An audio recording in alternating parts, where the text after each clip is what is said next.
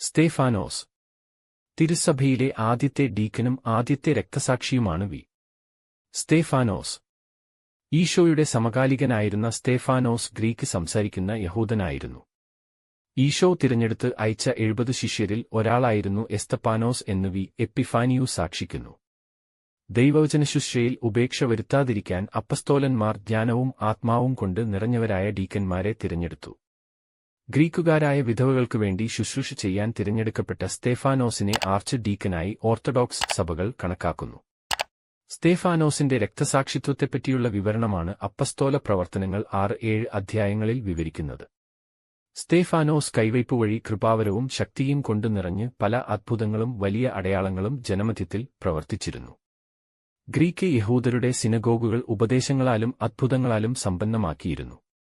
കിരേനേക്കാരും അലക്സാണിയാക്കാരും കിലിക്യായിലും ഏഷ്യയിലും നിന്നുള്ളവരും സ്തേഫാനോസിന്റെ പ്രബോധനങ്ങളെ എതിർക്കുകയും വാദപ്രതിവാദങ്ങളിൽ ഏർപ്പെടുകയും ചെയ്തിരുന്നു.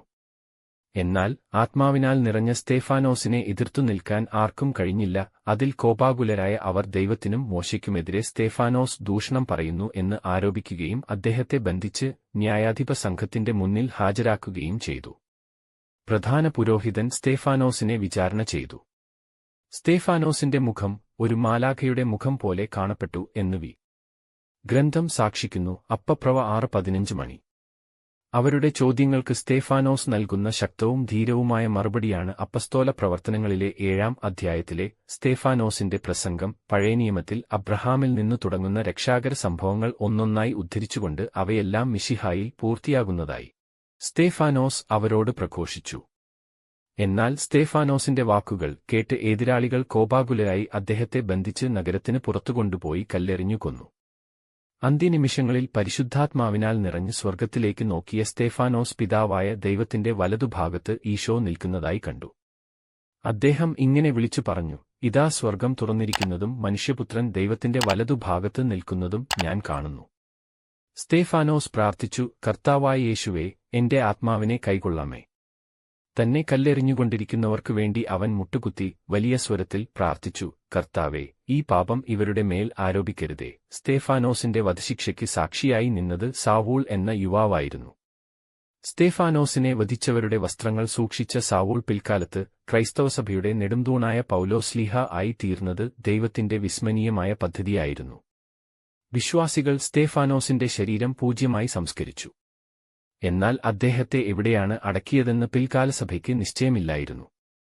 AD 415 ലൂസിയൻ എന്ന പുരോഹിതൻ ഒരു ദർശനമുണ്ടായി. അതിൻപ്രകാരം സ്തേഫാനോസിന്റെ പൂജ്യാവശിഷ്ടങ്ങൾ ബേഗിമൽ എന്ന സ്ഥലത്തു നിന്ന് കണ്ടെടുത്തു.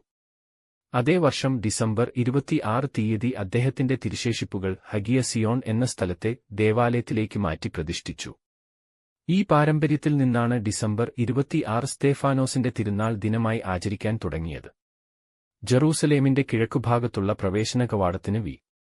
സ്തേഫാനോസിന്റെ കവാടം എന്നാണ് പേര്.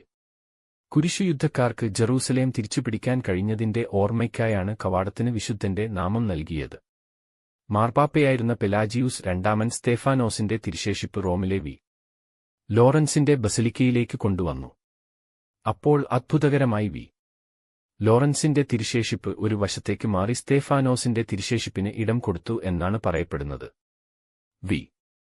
അഗസ്റ്റിന്റെ സിറ്റി ഓഫ് ഗോഡ് എന്ന ഗ്രന്ഥത്തിൽ സ്തേഫാനോസിന്റെ കൊണ്ടുവന്നപ്പോൾ നിരവധി അത്ഭുതങ്ങൾ നടന്നതായി രേഖപ്പെടുത്തിയിട്ടുണ്ട്. സ്തേഫാനോസ് എന്ന ഗ്രീക്ക് വാക്കിന്റെ അർത്ഥം കിരീടം എന്നാണ്. പരമ്പരാഗതമായി സ്തേഫാനോസ് അറിയപ്പെടുന്നത് രക്തസാക്ഷിത്വത്തിന്റെ കിരീടം എന്നാണ്. സ്തേഫാനോസിന്റെ രക്തസാക്ഷിത്വം പിന്നീട് അനേകം വിശ്വാസികൾക്ക് ക്രിസ്തുവിനെ പ്രതി ധീരരക്തസാക്ഷിത്വം വരിക്കാൻ പ്രേരക ശക്തിയായി നിലകൊണ്ടു. ക്രിസ്തുവിനു വേണ്ടിയുള്ള രക്തസാക്ഷിത്വം പൂർണ്ണമാകുന്നത് തന്നെ കൊന്നവരോട് ക്ഷമിക്കുമ്പോഴാണ്. സ്തേഫാനോസിനെപ്പോലെ നമ്മെ പീഡിപ്പിക്കുകയും വധിക്കുകയും ചെയ്യുന്നവർക്കു വേണ്ടി പ്രാർത്ഥിക്കുവാനും അവരോട് ക്ഷമിക്കുവാനും നമുക്കും സാധിക്കട്ടെ. കല്ലെറിഞ്ഞു കൊല്ലപ്പെട്ട സ്തേഫാനോസിനെ പിൽക്കാലത്ത് കൽപ്പണിക്കാരുടെ പ്രത്യേക മധ്യസ്ഥനായി വണങ്ങിയിരുന്നു.